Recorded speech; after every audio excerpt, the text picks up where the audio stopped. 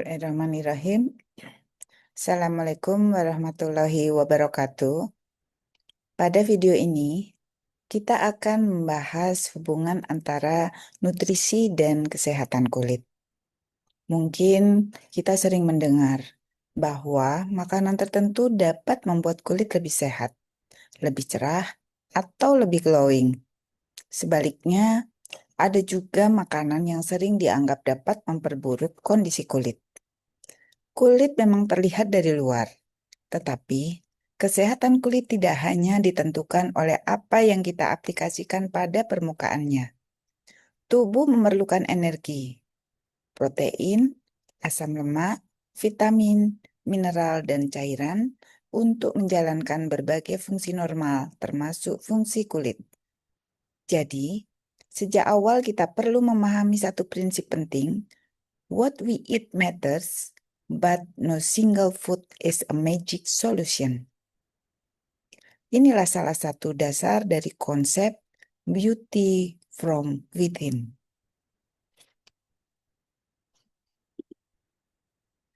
Sebelum membahas nutrisi lebih jauh, kita perlu memahami bahwa kulit bukan hanya lapisan pembungkus tubuh.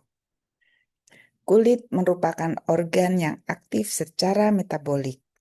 Sel-sel epidermis terus mengalami pembaruan, sementara pada dermis terdapat struktur seperti kolagen dan elastin yang berperan dalam mempertahankan struktur dan sifat mekanik kulit.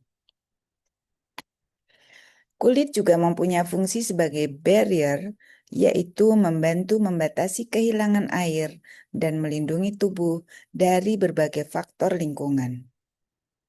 Karena itu, kulit membutuhkan dukungan nutrisi untuk proses pembaruan, pemeliharaan jaringan, perbaikan, dan perlindungan.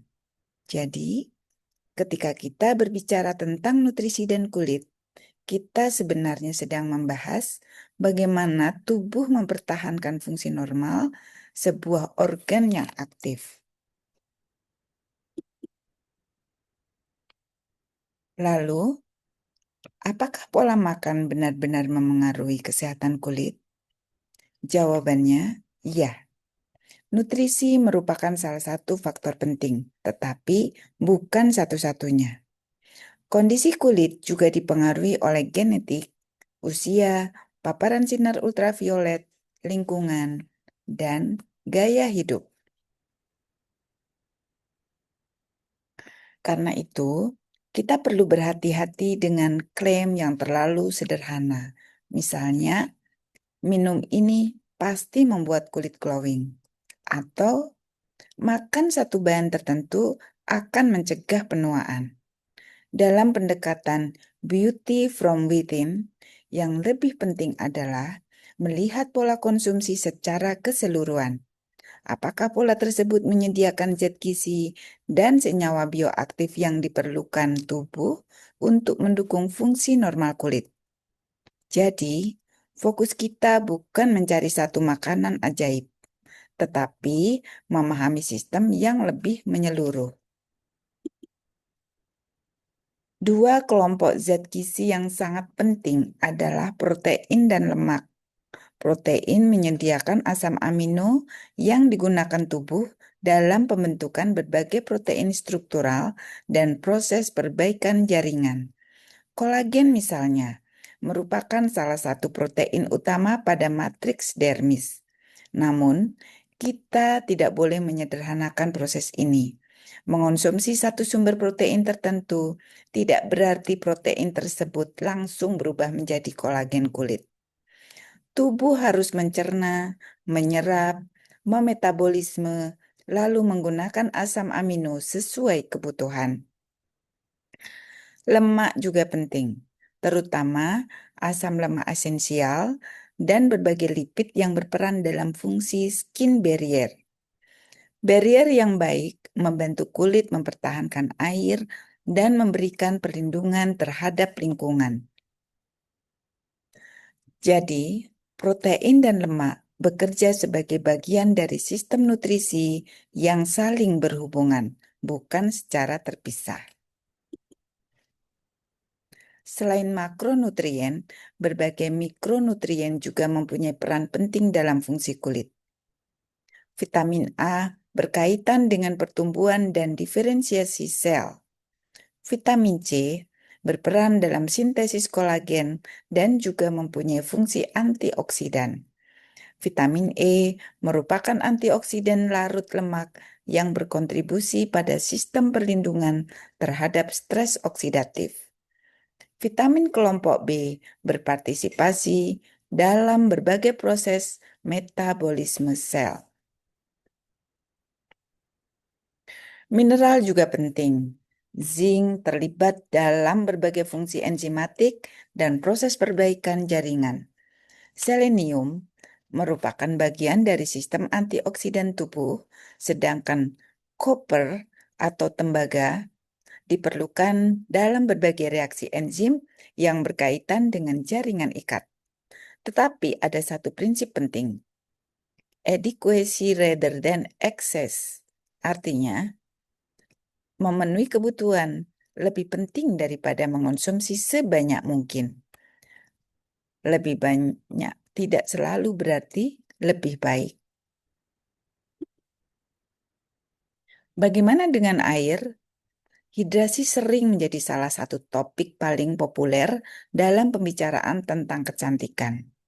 Cairan memang diperlukan untuk mempertahankan fungsi fisiologis tubuh. Kecukupan cairan juga merupakan bagian dari pola hidup sehat dan mendukung fungsi tubuh secara keseluruhan, termasuk kulit. Tetapi, kita perlu membedakan antara cukup minum dengan anggapan bahwa semakin banyak air yang diminum, semakin glowing kulit seseorang. Kondisi hidrasi kulit juga dipengaruhi oleh fungsi skin barrier, faktor lingkungan, dan kondisi individual. Jadi, air penting tetapi bukan satu-satunya solusi untuk semua masalah kulit. Prinsip yang sama juga akan kita gunakan nanti ketika mengevaluasi klaim berbagai minuman herbal. Dari seluruh pembahasan ini, ada satu pesan utama yang perlu kita ingat. There is no single secret to beautiful skin. Protein saja tidak cukup. Vitamin C saja tidak cukup. Demikian pula antioksidan atau air tidak bekerja sendirian. Kesehatan kulit merupakan hasil interaksi berbagai faktor, nutrisi yang seimbang, hidrasi yang cukup, senyawa bioaktif dari pangan, gaya hidup sehat, perlindungan kulit, dan faktor individual. Karena itu, ketika kita mulai berbicara tentang minuman herbal untuk kecantikan, pertanyaan kita tidak cukup hanya apakah bahan ini bagus untuk kulit. Kita perlu bertanya lebih lanjut. Senyawa apa yang terkandung di dalamnya? Bagaimana prosesnya? Berapa jumlah yang relevan? Bagaimana keamanannya? Dan seberapa kuat bukti ilmiahnya? Pada materi berikutnya, kita akan melanjutkan dari nutrisi dan kesehatan kulit menuju functional foods and functional herbal beverage. Terima kasih dan selamat melanjutkan pembelajaran. Wassalamualaikum warahmatullahi wabarakatuh.